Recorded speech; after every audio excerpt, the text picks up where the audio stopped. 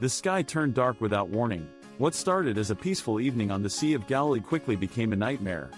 The wind roared like a wild beast, waves crashed violently against the small wooden boat, and fear gripped the hearts of the disciples. These were not ordinary men.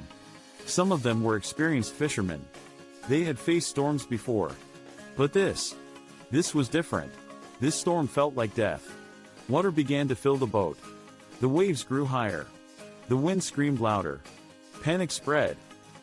"We are going to die," one of them shouted. Another tried to hold the sail, but it tore apart in the violent wind. The boat shook as if it would break into pieces at any moment. And then, they noticed something shocking. At the back of the boat, someone was sleeping. Yes.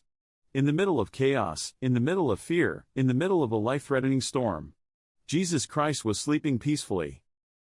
How could he sleep? Didn't he see the danger? Didn't he care? The disciples rushed toward him, their voices filled with desperation. "Teacher, don't you care that we are about to die?" Their fear had turned into frustration. They had seen miracles before. They had heard his teachings. But in this moment, fear was louder than faith.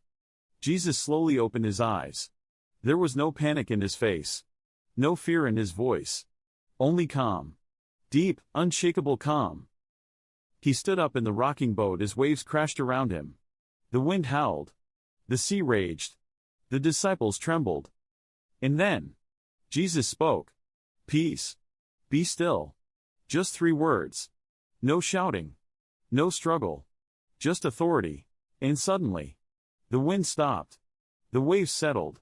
The sea became completely calm. In an instant, chaos turned into silence. The same sea that was trying to destroy them now looked like glass. The disciples stood frozen.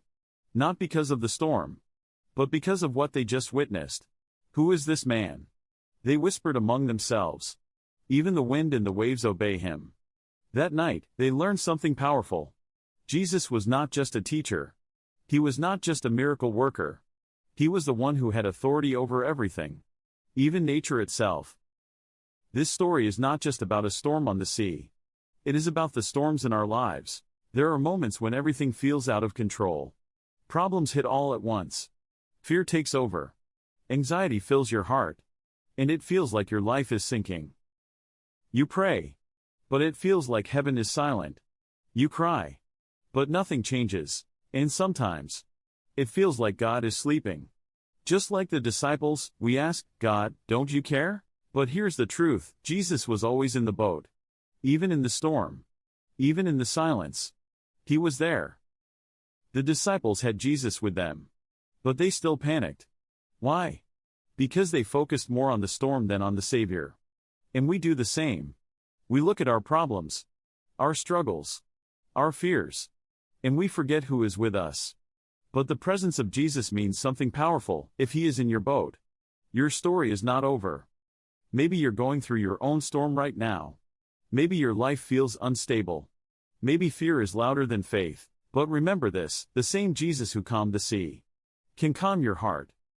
The same voice that said peace, be still, can speak peace into your life. You may not see him working. You may not understand the silence. But he is there.